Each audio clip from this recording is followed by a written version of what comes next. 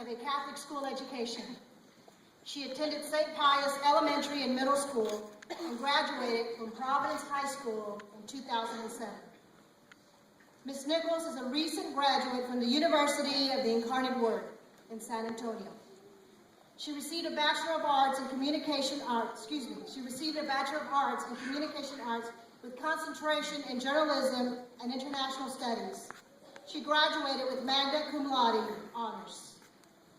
While at Providence, Ms. Nichols was in the broadcast media class. She did everything from operating equipment to anchoring the daily news show. Ms. Nichols was very creative in writing scripts and interviewing guests. She helped produce approximately 160 news broadcasts while at Providence. While Ms. Nichols attended the University of Incarnate Word, she interned at several news organizations in San Antonio, including the San Antonio Express News and Fox 29 KABB. After completing her internship at Fox 29, Ms. Nichols was hired as a freelance reporter for the station. In her senior year, Ms. Nichols also served as the news director for the university's student-run television organization, UIW-TV. In the summer of 2012, she interned at Fox 5 in Washington, D.C. as part of the Fund for American Studies. Ms. Nichols attended the Institute on Political Journalism and studied economics and media ethics at Georgetown University. After graduating from UIW in May of 2011, she was hired as the weekend anchor at Fox 4 KB-TV in Beaumont, Texas. On weekdays, she can be seen reporting as a fill-in anchor or a fill-in co-host of Southeast Texas Live, which is Fox 4's afternoon community program. Ms. Nichols also serves as a news producer on weekends and occasionally during the week. She is a member of the National Association of Hispanic Journalists. Please welcome our commencement speaker, Ms. Erin Nichols.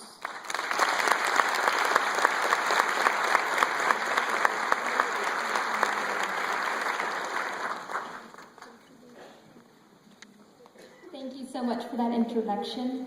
I just want to start off by saying how honored that I am to be here today.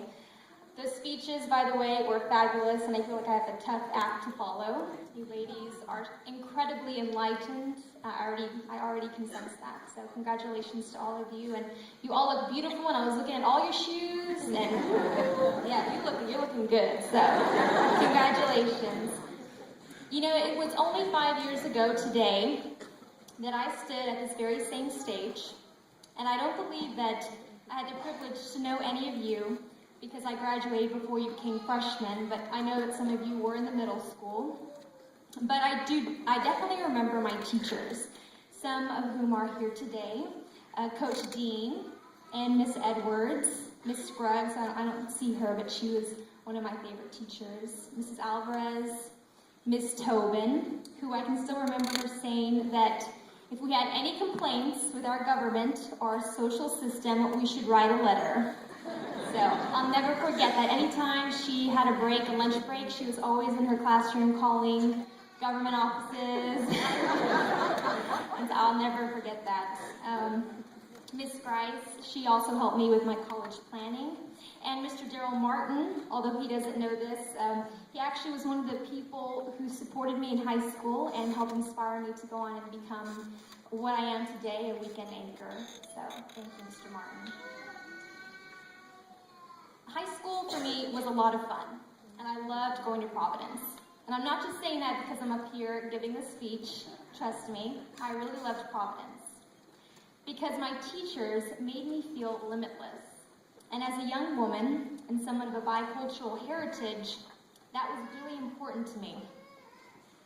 Education was honestly something that I took for granted. My parents always raised me to believe in myself and to follow my dreams. But when I graduated from Providence and went on to college, and especially after graduating and starting my career, I truly realized something, that education is power. No matter how many times it is said, it still holds true. It's the ingredient that turns an ordinary life into something extraordinary.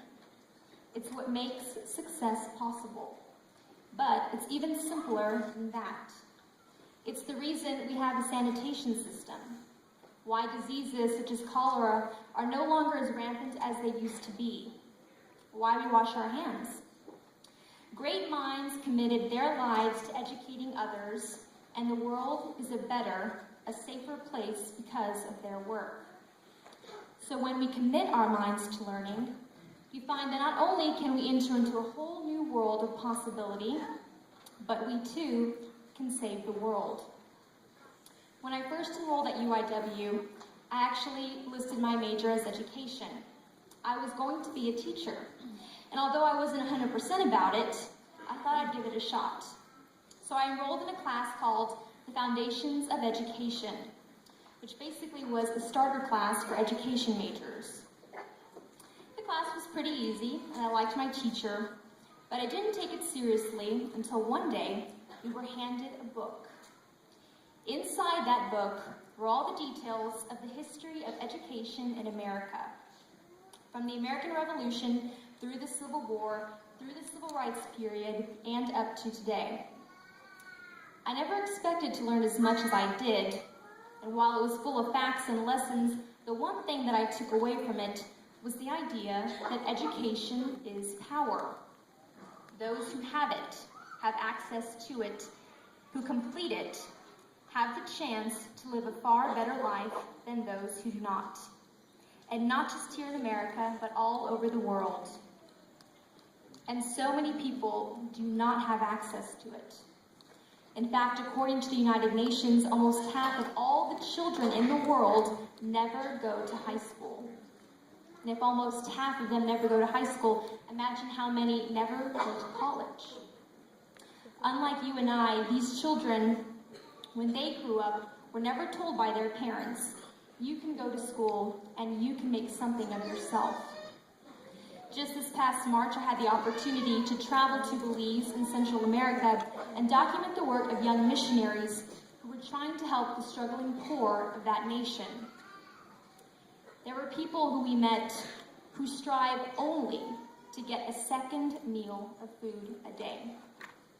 People, children who have no shoes, who lived in dumps, literally in trash dumps, with mosquitoes and disease right at their doorstep every day. We met 80 orphans who had to live in a house just as big as your American-sized home, who had to share a bed with 10 other children, who all had lice and only 3 working toilets, who had no books to read. And while we encountered a lot of suffering in Belize, we did meet people who were striving to make a difference. And those people are the educated. And it's sad in a way to think that those who do not have access to an education will suffer. But then again, it's not so tragic because there's hope. There's so much hope in education. There's endless possibility in knowledge. And if educated people go to these suffering people and help them, that's what makes life and the world a better place to live in. It's the doctors, the teachers, the nurses, the engineers who keep the world moving. And they all have something in common, an education. But I'm not here standing before you on this stage preaching to you about using your education for humanitarian efforts. Although that would be great, and Ms. Tobin would love that, I know. I'm only going to talk to you about an idea. An idea that once it is spun, may indeed help you change the world, but more importantly, simply help you change your own life. The goal of being a lifelong student. So what is a lifelong student? I'm sure that as you walk the stage, the thought may cross your mind that you're so happy to be done with high school, to be graduating, right? I know I was. No more tests, no homework. Now you can go to college, you can be an adult. And many of you are heading to college, which I definitely applaud you for. And hopefully all of you will graduate and go on to become successful women of Providence, as I wanted to be. So if you go to college and then graduate, then you'll really be thanking God to be done with school. I know that come my 8th semester, I was definitely ready to be done. But even as I crossed that stage and took my diploma, something crossed my mind. That even though I was done with high school and now done with college, I wasn't done with life. In fact, hopefully I'll have another good 60 years ahead of me and maybe even longer. So even if you're done with school, does this mean you should also be done with your education?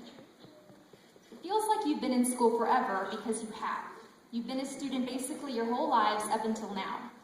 But in reality, even with finishing college in 4 years, you're only really in school for about a quarter of your life. So what about the other 3 quarters? We should never stop learning. Just this past April, Hiroman Kimura of Japan became the world's oldest man when he turned 115 years old. When asked the secrets to his longevity, Kimura thanked the sun, eating small portions of food as his meals, and learning something new every day. He said that by reading the newspaper and keeping up with new information, this helped keep his mind young. And even at the age of 115, he's now putting his mind to work and learning English. That's pretty cool, huh? That's a man who has never stopped learning. I decided to become a reporter because I realized I wanted to make a difference in the world. And I wanted to do it on a mass scale. I wanted to reach people who may never meet me or know me, and I wanted to teach them something that I learned. I wanted to pass on the knowledge that I gain every day to someone else. Whether it's learning about why gas prices are so high, or how a new project by the local fire department can help save lives. Knowing that you can put your mind to use and either help yourself or help another person, that is true power. And you should never forget it. No matter how old you are, no matter your financial situation, all of these factors that hold people down can disappear. And education is your best friend because an educated person is respected everywhere. We are the most technologically advanced generation yet. We have unlimited access to knowledge thanks to the internet. So now, there is really no excuse for ignorance. You're not scrounging for books like those orphans in Belize. We have it right at our fingertips. Education and learning can change your life and someone else's if you let it. And I hope that as you cross this stage tonight, the same stage that I crossed 5 years ago today, that you think about that and carry it in your heart always. Because no matter what happens after you cross this stage, you have something that no one can take away from you. An education. Use it wisely and never stop using it. You might be surprised at how far it can take you if you let it. Thank you.